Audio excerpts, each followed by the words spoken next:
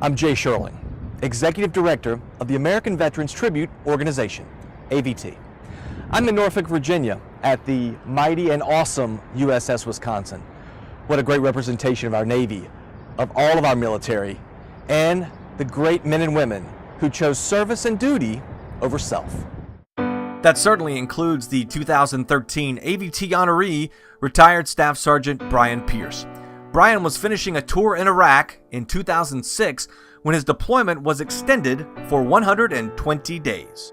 Approximately halfway through that extension, on October 20, 2006, Brian's Humvee hit an IED, leaving him with a traumatic brain injury, severe visual and hearing loss, and soon after, PTSD. In the last 7 years, the Pearce family has battled through and endured after Brian realized the past was just that. I used to think I would have loved to be back in the military. Yeah. I would have loved to have the chance to complete my 20 years. But over the past few years, I've come to realize that it's probably not a good thing for me. Brian, his wife Angela, and their 2 children have pieced their lives back together. It's still a hard road, but with continued hope that their path isn't the only way. A lot of people see PTSD as there's no help for it, and that just aggravates me. You will probably always have PTSD. We don't have a cure for it, but it's manageable. Brian and Angela recently sat down with AVT board member and Lakeside Educational Network CEO Gerry Vassar to talk about their journey and if AVT could help families like theirs. It's clear that in this country we have a serious problem with our military. Our suicide rate is still about 1 per day. We also have an alarming rate of PTSD because of the many tours of duties, and yet the systems that we have put in place, regardless of whether we believe their quality or not, are inadequate to meet the need. Do you have any thoughts about that? What do you think about that? To me, it's frustrating after 12 years of going through this and multiple deployments. We should be better than what we are right now. Okay. And I think we're failing our service members badly. I have a friend that I just went and seen, and her husband, he's truly suffering with PTSD, but he can't get any help because, heaven forbid, he gets help, that makes him look weak.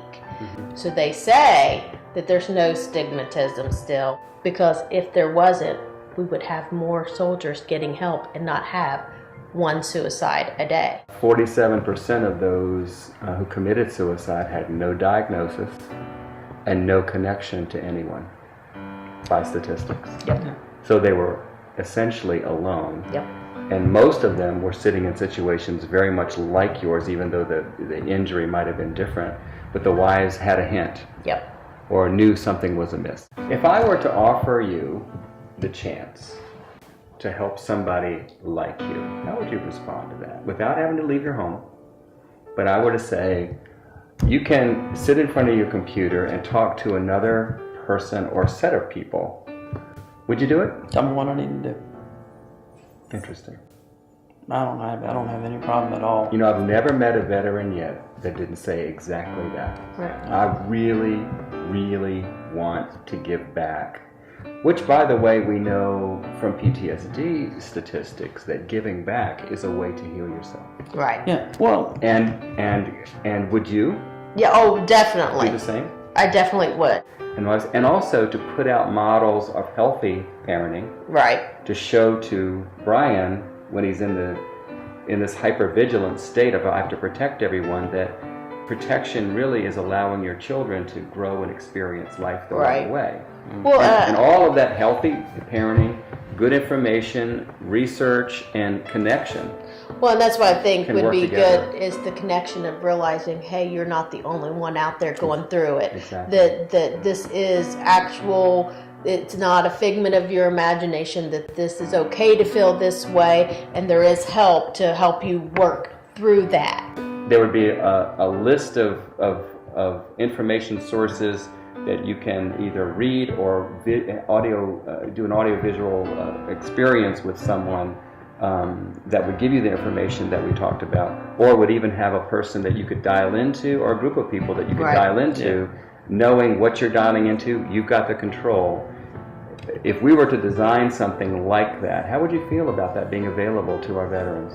I think it would be awesome. I think it would be awesome. And tell me what I need to do to help. Okay.